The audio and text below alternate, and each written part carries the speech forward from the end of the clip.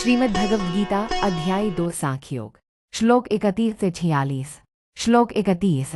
स्वधर्मपि चावेक्ष न विकम्पितुमर्हसि धर्म्याधि युद्धात् श्रेयोन्य क्षत्रियस्य न विद्यते 2:31। भावार्थ। हे अर्जुन, अपने क्षत्रिय धर्म को देखकर तुम्हें विचलित नहीं होना चाहिए, क्योंकि क्षत्रिय के लिए धर्मयुक्त युद्ध से बढ़कर कोई श्रेष्ठ कर्तव्य नहीं है। श्लोक 32। यदृच्छा चोपपन्नं स्वर्गद्वारं पावृतम् सुखिनः क्षत्रियाः पार्थ लभन्ते युद्धमीदृशम 2:32। भावार्थ। हे पार्थ, जो स्वतः उपस्थित हुए युद्ध के रूप में स्वर्ग का द्वार खुला पाता है, ऐसा युद्ध भाग्यशाली क्षत्रियों को ही मिलता है। श्लोक 33। अथ चैत्वमिमं धर्म्यं संग्रामं न करिष्यसि ततः स्वधर्मं कीर्ति च हित्वा पापं वाप्स्यसि 2:33। भावार्थ।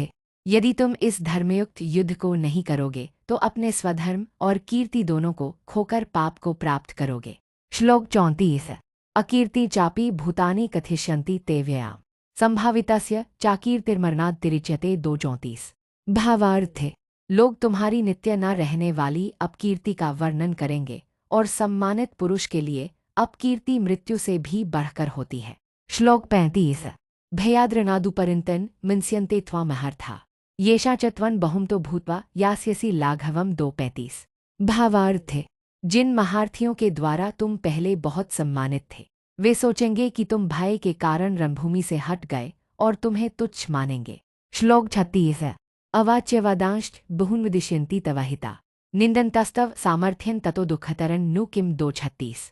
भावार्थ।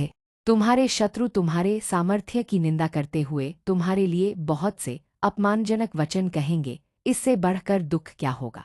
श्लोक 37। हतो वा प्राप्स्यसि स्वर्गं जित्वा वा भोक्ष्यसे महीम् तस्मादुत्तिष्ठ कौन्तेय युद्धाय कृतनिश्चयः 2:37। भावार्थ। यदि युद्ध में मारे गए तो स्वर्ग पाओगे और यदि जीते तो पृथ्वी का राज्य भोगोगे, इसलिए हे कुंती पुत्र, युद्ध के लिए दृढ़ निश्चय करके उठो। श्लोक 38। सुख दुःखे समे कृत्वा लाभालाभो जयाज्यो ततो युद्धाय युज्यस्व नैवं पापं वाप्स्यसि 2:38। भावार्थ। सुख दुख लाभानि जय पराजय को समान समझकर युद्ध करो, इस प्रकार करने से तुम पाप को नहीं पाओगे। श्लोक 39। एषा ते भेता सांख्ये बुद्धिर्योगे त्विमाश्रिनो बुद्ध्या युक्तो यया पार्थ कर्मबन्धन प्रहास्यसि 2:39। भावार्थ। हे पार्थ, अब तक मैंने तुम्हें सांख्य ज्ञान के द्वारा यह बुद्धि कही, अब योग कर्मयोग से इसे सुनो, जिससे युक्त होकर तुम कर्मबंधन से मुक्त हो जाओगे। श्लोक 40। नेहाभिक्रमनाशोस्ति प्रत्यवायो न विद्यते स्वल्पमप्यस्य धर्मस्य त्रायते महतो भयात् 2:40। भावार्थ। इस कर्मयोग में न तो आरंभ का नाश होता है और न ही विपरीत फल मिलता है। इस धर्म का थोड़ा सा अभ्यास भी बड़े भय जन्म मृत्यु के चक्र से बचा लेता है। श्लोक 41। व्यवसायात्मिका बुद्धिरेकेह कुरुनंदन बहुशाखा ह्यन्ताश्च बुद्धियो व्यवसायिनाम 2:41। भावार्थ। हे कुरुनंदन, इस मार्ग में निश्चयात्मक बुद्धि एक ही होती है, लेकिन अनिश्चित मन वालों की बुद्धि अनेक शाखाओं में बंट जाती है। श्लोक 42-43। यामिमा पुष्पिता वाचन प्रवदन्त्य विपश्चितः वेद्वादर्ताः पार्थ नान्यत्स्थितिवादिनः 2:42। कामात्मनः स्वर्गप्रा जन्म कर्म फलप्रदाम् क्रियाविशेषभुला भोगैश्वर्यक्ति प्रति 2:43। भावार्थ।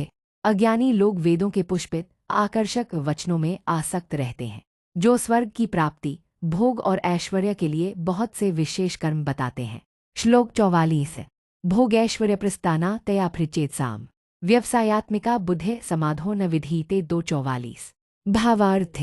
भोग और ऐश्वर्य में आसक्त तथा जिनकी बुद्धि उनसे मोहित हो गई है, उनकी निश्चयात्मक बुद्धि समाधि में स्थित नहीं हो पाती। श्लोक 45। त्रैगुण्यविषा वेदा निस्त्रैगुण्यो भवार्जुन निर्द्वंद्वो नित्यसत्वस्थो निर्योगक्षेम आत्मवान 2:45।